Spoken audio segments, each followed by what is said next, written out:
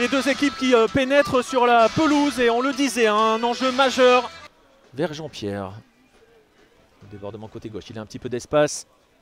Oh, le crochet qui passe, il va y avoir du monde dans la surface. Attention à ce ballon. Et ça a été lu par Esteban Sales, la première banderie orléanaise du match. Il n'est pas signalé hors jeu. Non, il va pouvoir s'appuyer. Tout se gare avec Groma, 5-1, qui va chercher, il va passer Groma. Attention, la possibilité peut-être de trouver Baptiste Moisan. Tout le monde a cru au but, mais ce ballon est passé juste à l'extérieur du poteau de Vincent Viau. Réplique immédiate des Tonniers. 5-1, avec un peu d'espace, à la recherche de solutions. Elle ne viendra pas à la solution. Ouais, et attention au contre, parce que Florent Sanchez qui va pouvoir lancer Guillaume Cousse. À grandes enjambées, il va pouvoir pénétrer dans la surface et aller chercher El Koumisti. La frappe d'El Koumisti, c'est imparable. Et ça fait 1-0 pour Orléans.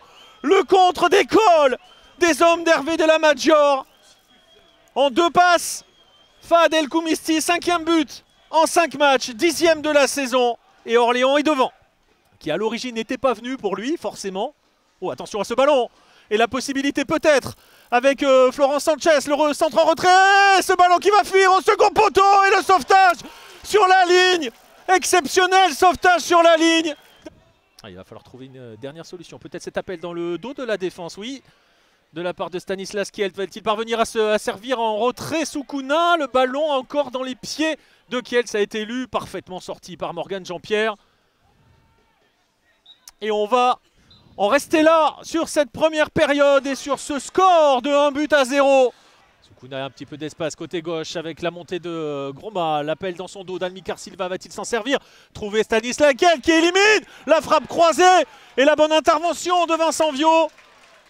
Un vrai geste d'avant-centre et c'était parfaitement joué pour le coup.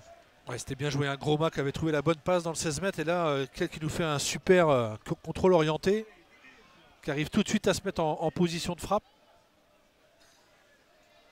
Allez, ne pas faire baisser la pression. Le bon contrôle orienté de Stanislas Kielt. Le crochet, la frappe! Exceptionnel enchaînement de Stanislas Kielt qui ramène les siens. Égalisation sublime de l'avant-centre des Tonniers. Et un but partout entre Concarneau et Orléans. Oh, quel but! Oh, attention à ce ballon qui a été mis dans l'intervalle. Pour Guillaume Cousse, va-t-il passer le petit sombrero? Il a toujours le ballon, la talonnade tentée, c'est bien joué.